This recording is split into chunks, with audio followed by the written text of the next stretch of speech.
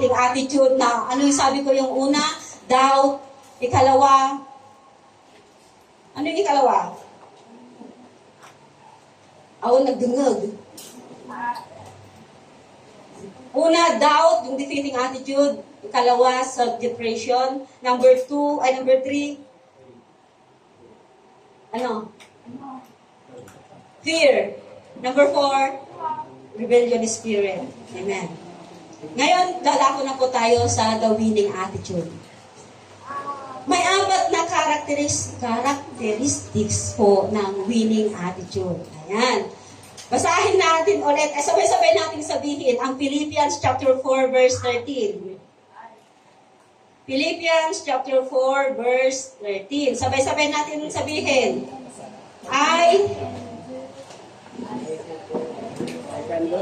I can do all things through Christ who strengthens me. Amen.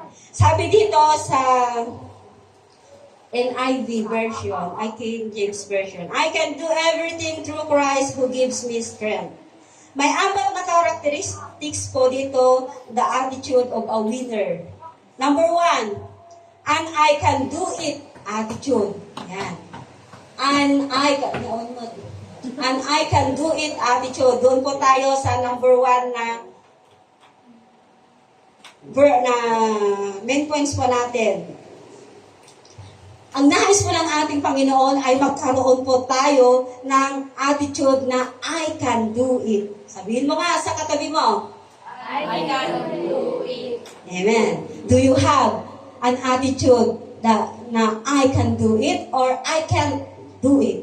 Saan po tayo doon? I can do it. Amen. Alam ko po na wala po sa atin yung elephant attitude.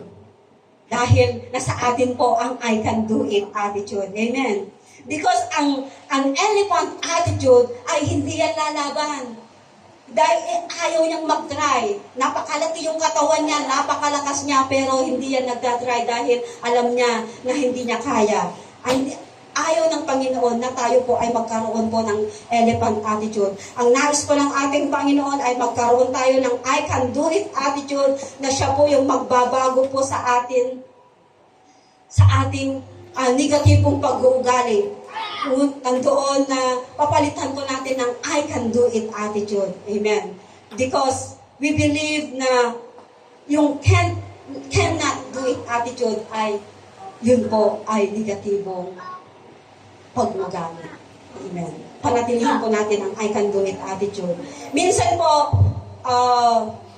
malalagay po sa ating kaisipan yung mga nakaraan po natin, yung mga failures natin, yung mga problema po natin na hindi po natin napagtagumpayan. Yun po, nababalikan po natin yung mga kaisipan na yun. Kaya minsan, yung haharapin mong problema, minsan nasasabi mo, hindi mo na kaya. Pero once na ikaw ay nag-try at panghawakan mo yung verse na yan, that I can do it, magagawa mo yan sa pangalan ni Jesus. Amen?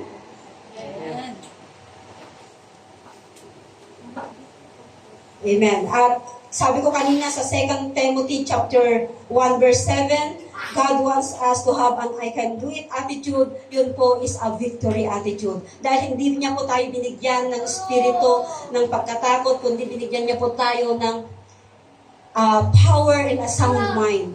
Na yun po yung nais ng ating Panginoon na magkaroon po tayo. Kaya napakahalaga po na ang mga salita ng ating Panginoon ay nasa isipan po natin, nasa ating puso, na kung tayo po ay manghihina, may mahuhugot po tayong salita ng Diyos na siyang magpapalakas po sa atin. So, what is faith, mga kapatid? Bakit nais ng ating Panginoon na yung fear ay mapalitan ko ng faith? Ano po ba yung faith?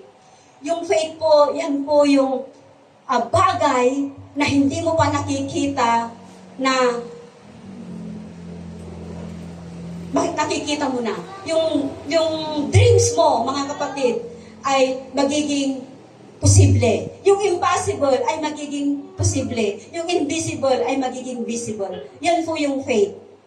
May pananampalataya ka na mangyayari yon, bagay na yon, na yung napakalaking dreams mo, naniniwala ka na mangyayari yon. Amen. Sino po yung ganon? May pananampalataya na magkakaroon siya ng 4 wheels. Amen. Oh, yan. Pag linumba kayo, tanong mag-udi ka. Awan. Amen. Ako nga din eh. Naniniwala ako na magkakaroon ako ng malaking bahay. Amen. Amen. Ijeng at ado iti mabisita, nagkakil ti balay. Praise God. Kaya, ano pa ang ibig sabihin po ng faith po? Ano sabi sa Hebrew chapter 11 verse 6? For without faith, it is impossible to please God. Kung wala po tayong pananampalataya, hindi po magagalak ang ating Panginoon. Dahil ang nais ng ating Panginoon ay magkaroon po tayo ng pananampalataya sa Kanya na ating pong panghahawakan niyan. Dahil ang mga revelasyon ng Diyos na ipinapakita niya ay dyan po makikita kung paano po natin paniniwalaan, kung paano po natin i-apply ang faith na yan. Kaya, sa ngayon, kay Sister Annalyn, example ko, ayan, na-challenge na ako sa kanya. Dahil yung fear na nasa kanya dati, ay palit na ng palit yung kanyang fear. Kasi lumalaki na ang kanyang faith. Ayan. Kaya, tinuturuan ka ng ating Panginoon na yung fear na yon ay mas malaki na yung faith mo. Faith is bigger than your fear, kapatid. Kaya, ikaw ay magtatagumpay sa pinagdadaanan mo ngayon dahil nakikita ng Diyos na lumalaki na ang iyong pananampalataya. Amen. Number 2. And I can do all things. I can do everything. Doon na tayo sa ikalawang characteristics of a winner attitude. And I can do everything attitude. Ano po ang ibig sabihin ng everything o all things? Ibig sabihin po, ang lahat po ng bagay ay kayang-kaya po natin gawin sa pamamagitan po ng ating Panginoong Hesus na siya pong nagbibigay ng ating kalakasan. Sabi niya sa Romans 8:31, basahin natin. Sabi niya doon, if God is with us, who can be against us? If the Lord is for you, then you can do it, mga kapatid. Kung ang Panginoong Hesus ay nasa iyo, kayang-kaya mong gawin ang lahat ng bagay. Ngunit, siguraduhin mo lang na nasa iyo ang ating Panginoong Hesus. Dahil kung wala sa iyo ang ating Panginoong Hesus, hindi mo kayang gawin ang lahat ng bagay. Ito ang tandaan po natin. Ang verse na ito, lagi po natin ilagay sa ating puso. Romans 8:31, that I can do all things. That Romans 8:31, that if God is with us, who can be against us? Sabihin mo sa iyong katabi, God is with us. Amen. Yan po ang ikalawa po na winner attitude po na nais ng ating Panginoon. I can do everything. Basahin pa natin sa Romans chapter 12 verse 3.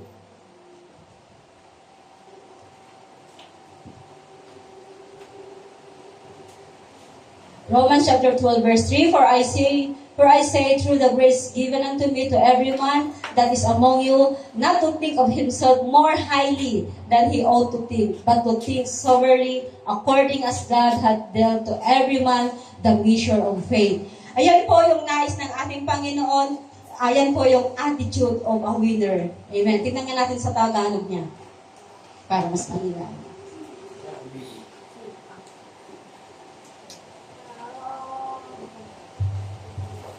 Dahil sa kagandahang loob ng Diyos sa akin, sinasabi ko sa bawat isa sa inyo, huwag ninyong pahalagahan ang inyong sarili ng higit sa nararapat. Sa halip, pakaisipin ninyong mabuti ang tunay ninyong katayuan ayon sa sukat ng pananampalatayang ipinagkaloob ng Diyos sa bawat isa sa inyo. Amen.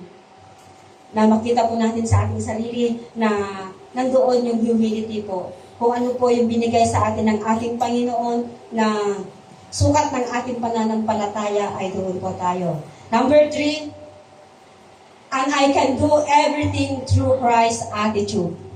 Yan na po. And I can do everything through Christ's attitude. Sabihin mo nga sa iyong katabi, and I can do everything through Christ. Amen. Ang bawat isa po sa atin ay mayroon po tayong winning attitude kung tayo po ay followers po ni Kristo. Followers po ba tayo ni Kristo? Amen. Kung followers ka po ni Kristo, magagawa mo ang lahat ng bagay dahil kasama mo siya. We have so many reasons to be optimistic, mga kapatid. Number one, we have the promise that no matter what happens, all things work together for good. Sabi po niya sa Romans chapter 8, verse 28. Number two, we have the power of the Holy Spirit working in us and through us. For God has not given us the spirit of fear. Sabi niya sa 2 Timothy chapter 1, verse 7. Number three, we have the knowledge that we have a fantastic future, home in heaven forever. Jesus said sa John chapter 14 verse 1 to 3. Ayan, take note po natin yung mga verses na yan. Na yan po yung reason para tayo po ay ma-inspire na magagawa po natin ang lahat ng bagay sa pamamagitan ng ating Panginoong Jesus. Sabi niya sa Psalms chapter 42 verse 11, we can approach this day as Psalmist David wrote sa Psalms chapter 42 verse 11. Then sabi pa sa Psalms chapter 27 verse 3, nandoon po na magkakaroon po tayo ng confidence po sa ating Panginoon. Ayan po, I can do everything through Christ. Tayo po ay magkakaroon ng confidence, magkakaroon po tayo ng faith, boldness, peace, courage, and expectation. Paano po yon? Because the winning attitude that we have. Yung winning attitude po na nasa atin, na itinuro ng ating Panginoon, makakaya po natin gawin yan dahil sa pamamagitan po ng versikulong yan sa Philippians chapter 4 verse 13. If you have Jesus, you can have a God-sized attitude. Amen. Do you have a God-sized attitude? Amen. Diyaman nagdadawat talo kakabsat. If you have Jesus, you can have a God-sized dream. Do you have a God-sized dream? Amen. Amen. So, paghawakan po natin ang salita ng ating Panginoon at paniwalaan po natin yan. Number 4, and I can do everything through Christ who gives me strength. Isaiah chapter 40 verse 31.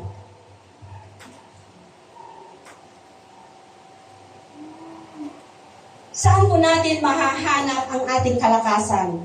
Kung dumadating yung time na tayo po ay nanghihina, dumadating po yung time na tayo po ay nagkukulang financial, dumadating yung time na tayo po ay natatalo na, dumadating yung time na bumagsak na tayo sa ating mga grades. Saan po tayo huhugot ng lakas? Basahin po natin sa Isaiah chapter 43 verse 31. Ngunit muling lumalakas at sumisigla ang nagtitiwala kay Yahweh. Lilipad silang tulad ng mga agila. Sila'y tatakbo ngunit hindi mapapagod. Sila'y lalakad ngunit hindi manghihina. Panghawakan po natin ang verse na yan ng Isaiah chapter 40 verse 31 at dyan makikita mo na kung ikaw ay mahina, dyan ka lalakas sa salita ng Diyos na mababasa po natin dyan. Na kung saan tayo po ay lilipad katulad ng agila na hindi po tayo mapapagod.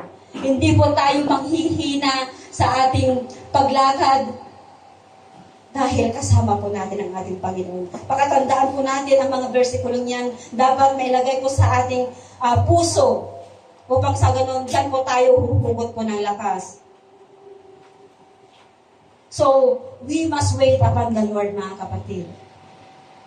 Nandoon po, nalalakas po tayo sa pamamagitan ng kanyang salita, sa pamamagitan po ng ating pananalangin. Everyday na tayo po ay lalabas, na tayo po ay nasa loob ng bahay, kung saan man po tayo pupunta, ano man po ang ating gagawin, always po na nandoon po na tayo po ay nananalangin, humihingi po ng kalakasan ng ating Panginoon na anuman yung dumating na pagsubok ay kayang-kaya po natin i-overcome ang mga yan.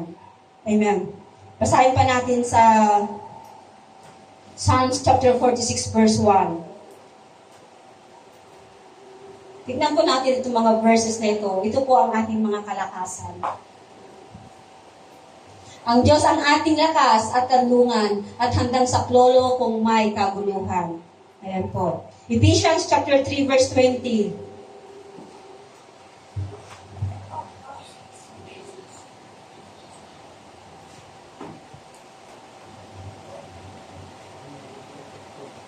Sa Kanya na makagawa ng higit pa kaysa maaari nating hilingin at isipin sa pamamagitan ng Kanyang kapangyarihang kumikilos sa atin. Amen. Basahin nga natin yan. Sabay-sabay po natin basahin. Sa Kanya na makakagawa ng sa maaari nating hilingin at isipin sa pamamagitan ng Kanyang kapangyarihang kumikilos sa atin. Amen. Sa pamamagitan ng Kanyang kapangyarihan na siyang kumikilos po sa atin. Kaya, ang lahat po, sabi ko lang kanina, ay kayang-kaya po natin. Always feel like a winner. Ayan po, wag po tayong magduda. Always feel like a winner. Our fear into reassurance. Our lack of confidence into confidence. Our sorrow into peace. Our shame into approval. Amen. Kaya, basahin pa natin sa Ephesians chapter 3 verse 16. Bilang pagtatapos po natin. Idinadalangin kong sa pamamagitan ng kanyang espiritu ay palakasin niya ang inyong buhay espiritual ayon sa kanyang kayamanan at kadakilaan. Sabi pa sa 2 Corinthians chapter 9 verse 8, God has power to shower all kinds of blessings. Amen.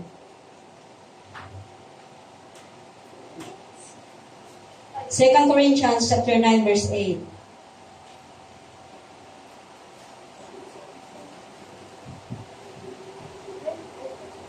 Second Corinthians chapter 9 verse 8. Ayan po, purihin ang Diyos ninyong si Yahweh na nalugod sa inyo kaya't ginawa kanyang hari upang, iba naman, Corinthians, hindi Kronika. Korinto, yan. Magagawa ng Diyos na pasaganain kayo sa lahat ng bagay at higit pa sa inyong pangangailangan upang sumagana kayo para sa mabubuting gawa. Kayang-kaya po ng ating Panginoon to shower us all kinds of blessings kung tayo po ay patuloy na sumusunod sa Kanya. So, how to have a winning attitude, mga kapatid? Evaluate your present attitude. Kagaya ng sinabi ko po kanina sa inyo, evaluate po natin yung present attitude po natin. Take an inventory attitude. Positive ba or negative? Defeating or winning? Ang lumalabas sa bibig po ba natin, ang lumalabas po sa bibig po natin ay reflection po yan ng ating attitude. Minsan, alam natin na mali. Pero, minsan, yung mali na ginagawa po natin, ay ginagawa po natin comfortable po tayo. Yan po ay ayaw ng ating Panginoon. Kaya evaluate po natin yung present attitude po natin ngayon. Ano po ba tayo? Sa negative or sa positive? Number 2, how to have a winning attitude. Choose your positive attitude. Your attitude is your choice. Kung magsisimangot ka ngayon o mag-i-smile ka. Kung magsusungit ka o mabait ka. Ganun lang po yun. Kung magmamataas ka o magpapakumbaba. Choice mo yan. Choose your positive attitude, mga kapatid. Amen. Number 3. Sabi po niya sa choice, positive attitude, mababasa po natin sa Philippians chapter 4, verse 12. Ang attitude po natin, hindi yan po instant yan na mababago. But to learn and have a process po. May process po yan. Unti-unti po yan na babaguhin po ng ating Panginoon kung tayo po ay gusto po nating mabago. Yan po. Alam ko kung paano maghikahos. Alam ko rin kung paano managana. Natutunan ko na ang aking sekreto kung paano masiyahan sa anumang kalagayan sa buhay. Ang mabusog o ang magutom.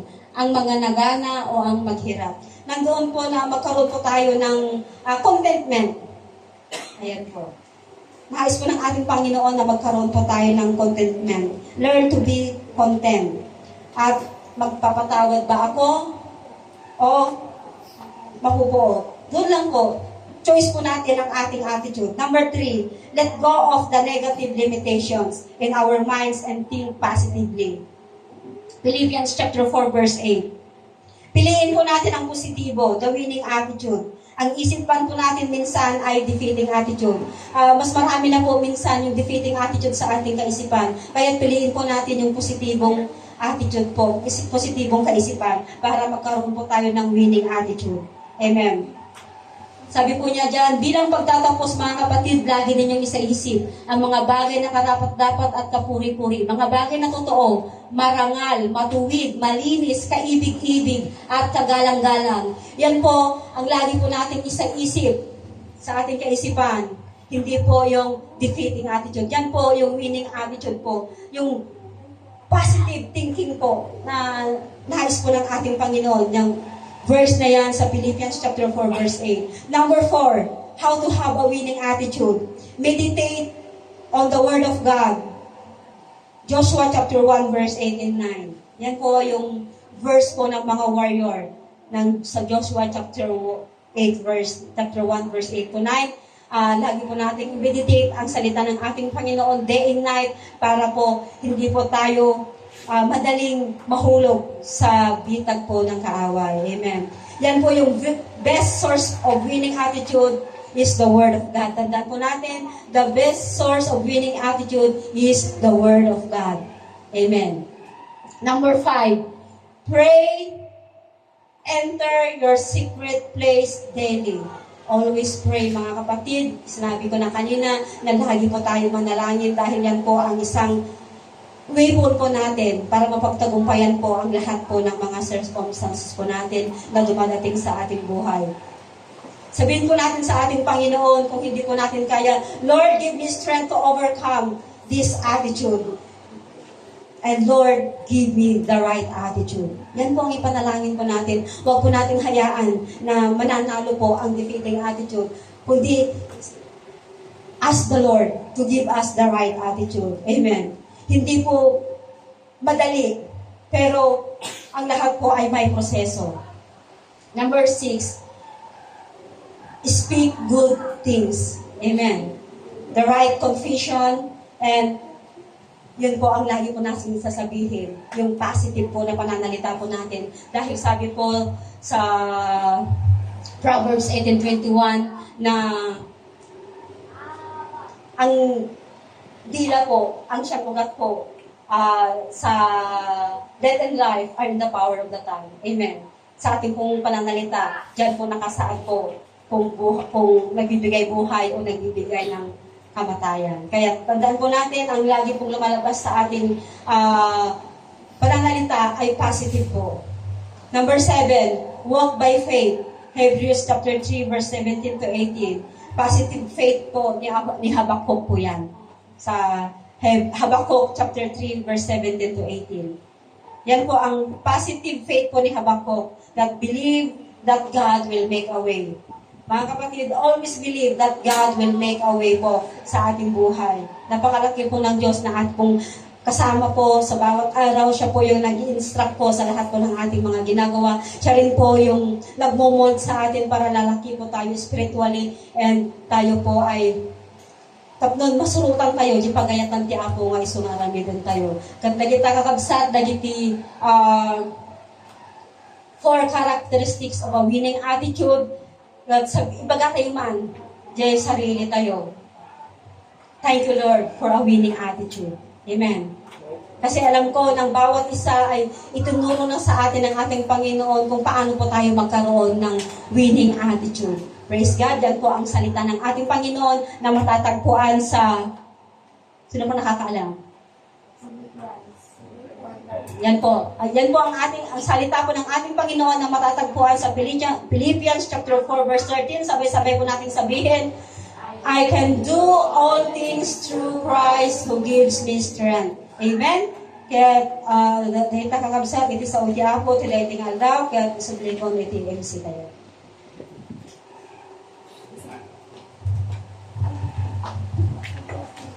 Sa oras na ito, Amen.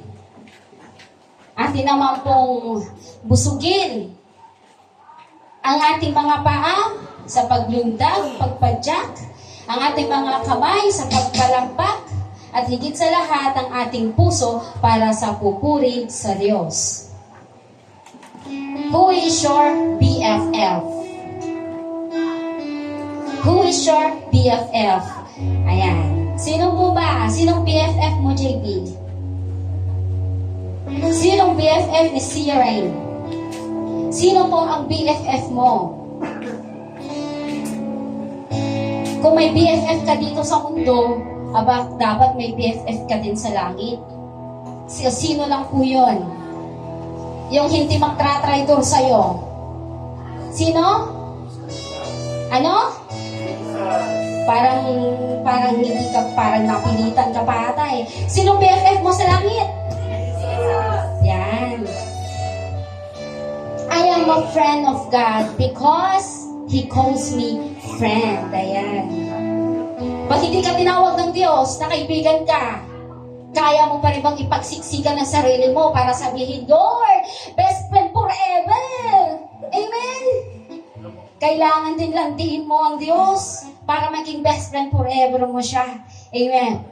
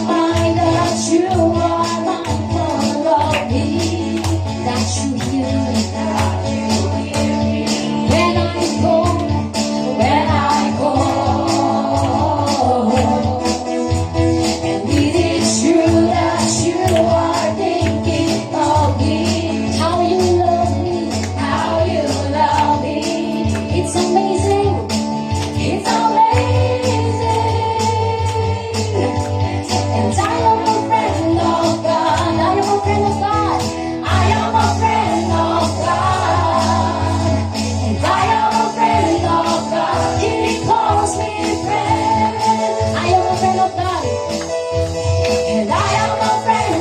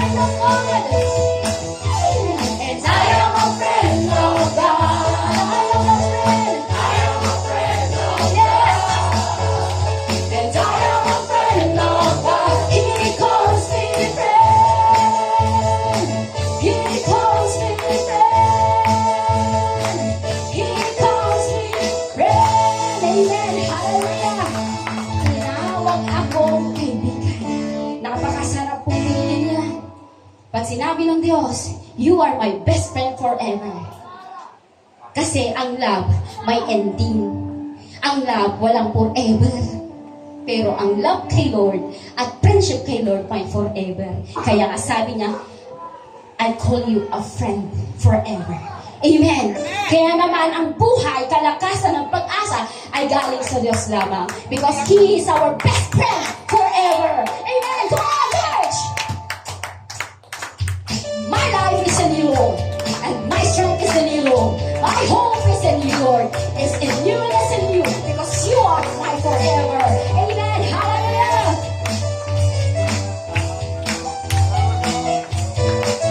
And my life is in you.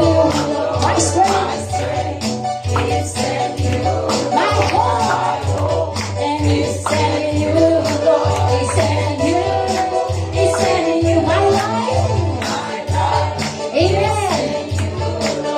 My strength is in you, Lord. My hope. Amen. It's in you. It's in you. It's in you. My life. My life is in you, Lord. My strength. Amen. And my hope. My hope is in you, Lord. It's in you. It's in you. I will praise you. And I will praise you with all of my life. I will praise you, Jesus. I will praise you with all of my strength. With all of my life. With all my strength, oh God. And all of my hope. And all of my hope. And it's in you. My life is in you, Lord. And my life is in you. My strength, Jesus. Sa'yo lamang, Panginoon. At aking pag-asa ay para sa'yo lamang. Hallelujah. It's in you. It's in you. My life. And my life is in you, Lord. My strength. Amen. It's in you, Lord. And my hope is in you, Lord. It's in you. It's in you. And I will praise you with all of my life. I will praise you, Jesus. I will praise you with all of my strength. With all of my life, Jesus. And with all of my love. Yes, and all of my hope. And it's in you. And I will praise you. And I will praise you with all my heart and mind. I will praise you, Jesus. With all of my strength. With all of my life. With all of my strength. And all of my hope. And it's in you. And my life. Amen. Hallelujah. Palakpakan po natin ang ating Panginoon. Our hope, our strength. At nag-iisang buhay natin sa Diyos lamang nanggaling. Kaya atin naman pong ibibigay ito ng buong buo sa Diyos. Amen. Hallelujah. Tunay nga po na napakagaan ng ating mga loob. Bakit? Kasi meron tayong sumbungan. Napakagaan ng ating loob. Bakit? Kasi meron kang kaibigang totoo. Napakagaan ng loob mo. Bakit? Meron kang iiyakan. Napakagaan ng loob mo. Bakit? Because you are here. The one reason. The Savior of your soul is in you. Amen. Siya ang rason kung bakit ang pusong yan ay tumitibok. Yan ang rason kung bakit ang paang iyan ay napunta sa simbahang ito. Dahil may rason at may gagawin ng Diyos sa buhay mo. At dahil sa Diyos,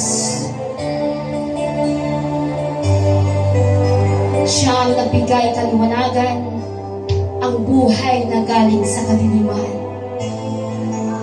Siya lamang ang may pag-asa, siya lamang ang nagbibigay buhay, at siya lamang ang nag-iisang Diyos na kailanman mananatili magpakailanman. Let's sing the song. Savior of my soul, I confide in you through all my darkness moment. In you I find my peace, my comfort when I'm weak. I trust in you through storm and raging sea. Ooh, faithful, you're my God. You're the glory and the lifter of my head. Your light that fills my days. It leads me in your ways. Forever I surrender all to you. Once again, let's sing the song. Savior of my soul. While you sing this song, damdamin mo ang whisper ng Holy Spirit sa iyong puso. True faithfulness of God, the goodness of God. God is lifted you up, and now this is the chance to see everything to the Lord and surrender all to you. You're my faithful God, faithful, you're my God. You're the glory and the lifter of my head. Your light, it fills my days. It leads me in your ways. Forever I surrender all to you. Let's our hands lifted up. And I live to worship you. My Jesus, you're the only one for me. Nothing will ever take your place, my precious Savior. Who can stand between my Lord and King? Lord, I live to honor you,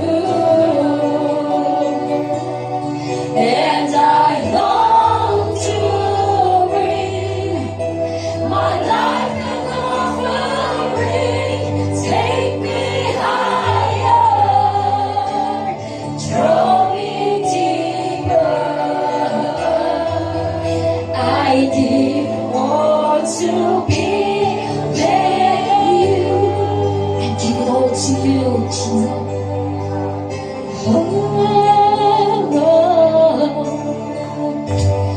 Savior of my soul, and I confide in you through all my darkest moment. In you I find my peace, my comfort when I'm weak. I trust in you through storm and raging sea. You're my faithful God, faithful, you're my God. You're the glory and the lifter of my head. Your light fills my days. It leads me in your ways forever.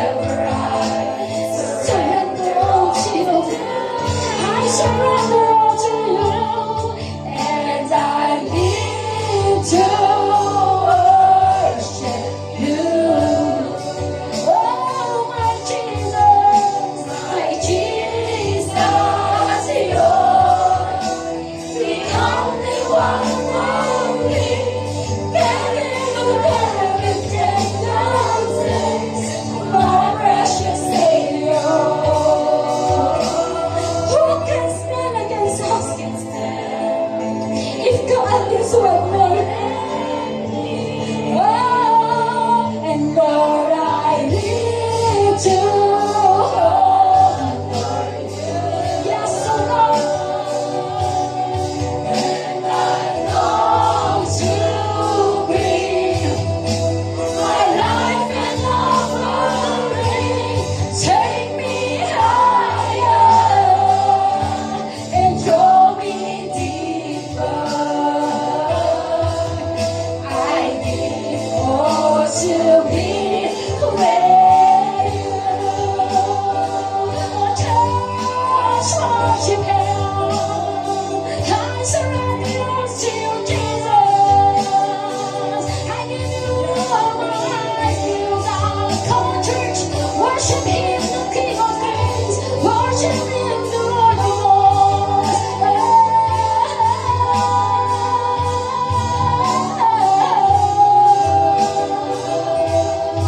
Hallelujah, Jesus. We glorify your name. And I need to worship you. Yes, Lord. My Jesus, you're the only one for me. Yeah. Yes, just sing to the Lord. Yes, continue. Who can stand between the Lord and me? And Lord, I live to worship you. My Jesus, you're the only one for me. Nothing will ever take your place, my precious Savior. Who can stand between my Lord and me? Lord, I live to adore you. Yes, oh God. And I long to bring my life and offering. Take me higher, draw me deeper. I give more to be where you are. So God, let's offering yourself to the Lord. Continue, let's play the musician. Oh, yeah. Worship Him, worship Him. Surrender all to the Lord. Come on. Yes, hallelujah. Ito ang oras ng pagkakataon mo upang kausapin mo ang Diyos. Hayaan mo na ang Espiritu Santo ay kumilos sa'yo ngayon. Kapatid, pakinggan mo. Mabuti ang panawagan ng Diyos. Sabi ng kanta, I give my life offering to you, and I surrender all to you. Patunayan mo ngayon, kapatid, kung paano isusuko mo sa Diyos ang lahat. Give everything to the Lord. Lord, I live to worship you. Ang lahat ng may kamay, maaari po bang ating itaas? Kailanman ang Diyos ang nakamainimutan. Kailanman lang ni Diyos isuwaan na tawag mo yung na. Tapay di oras, tapos ko na, may ko amin kayong kaulios. Nagitatuwa nga imang kaya may mato. Ket ko na, apo, arat kuya. Tawatin ka di, kaya restore na. Tawatin ka di, oh Diyos, meron ka sa Lord, di pa nang surrender ko, di ako, engka.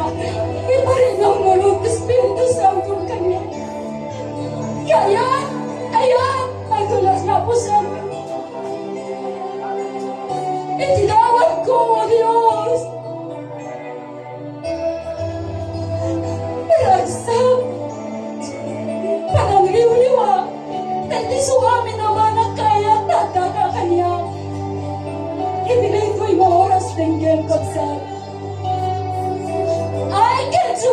is your Christ who strengthens me.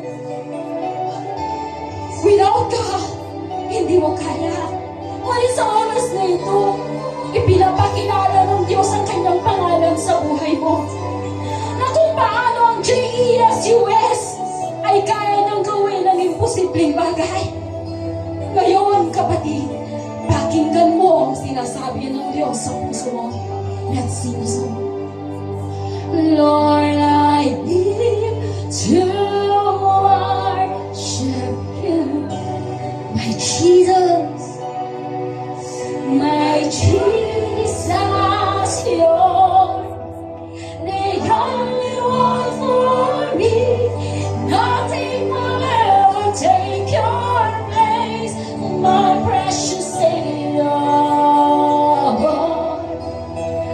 Who can stand between Lord, my King, so one, and Lord, I live to honor you,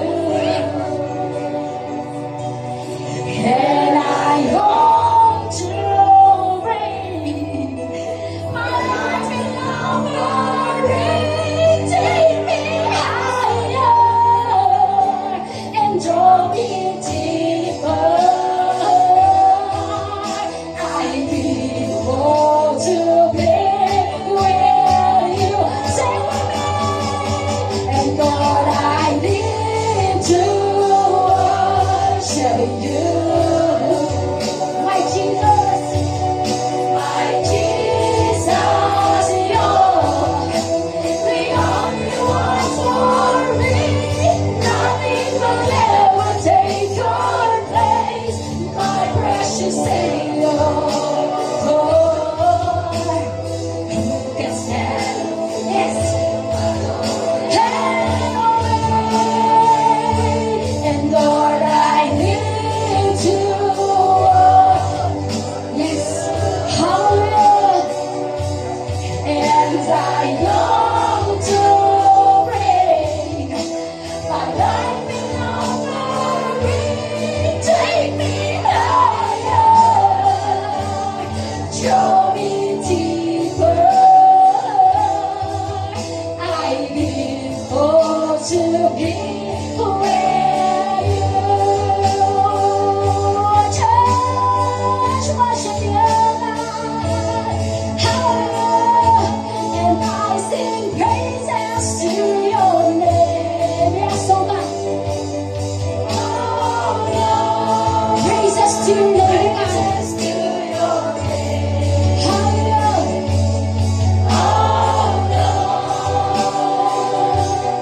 For your name is great and greatly to be praised. And I sing praises to your name, oh God. I sing praises to your name. Let's give our highest praise to you. Praises to Jesus. Yes, hallelujah. And oh Lord, and for your name is great and greatly to be praised. Hallelujah, Jesus. You know, God is here beside you right now. There is the vision that God sees right now. There is the rainbow in the inner. Meron rainbow sa puso mo. At sa taas ng simbahang ito, isang napakagandang bahaghari na pinapakita ng Diyos. Ito ay simbolo ng pag-asa, buhay, kalakasan. Why we sing, my life is in you, Lord, my strength and my hope is in you, Lord. Because the Savior of your soul is here right now beside you. There is 1,000,000 angels surrounded in this church, sing and song and say, hallelujah to the Lamb. And now, brother and sister, mo at sa Diyos ko. Pinapakinggan niya kung ano binibigkas ng iyong bungangang iyon. Pinapakinggan niya ang pagpupuri mo ng may buko sa Kanya. Yes! Wala kang pakialam sa katabi mo. Kasi ang papakialaman mo lamang ay ang Diyos mo. Napapurihan ang kanyang pangalan at sabahin at patulayan na kung papaano ibibigay mo ang buko sa kanyang buhay mo. Patunayan mo ito. You know, God loves you so much.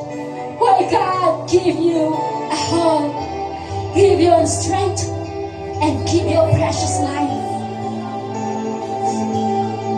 Because God has a big plan to your life. And now, how you see and what is the true way if you not give us fully surrender to the Lord. And this is the right time to go fully surrender to the highest God. This is the time to evaluate your attitude. Ask the Lord, Lord, this year, what am? Kamusta ako? Ano ang evaluation mo sa buhay ko? Ano ang evaluation mo sa buhay ko, Diyos? Ako ba ay positibo sa harapan mo? Kailangan ko bang mag-invest ng positibo? O nag-invest ba ako ng negatibo? Just evaluate yourself, kapatid. The message of God is real. The message of God is true. And this is the confirmation of God that you need to evaluate your attitude.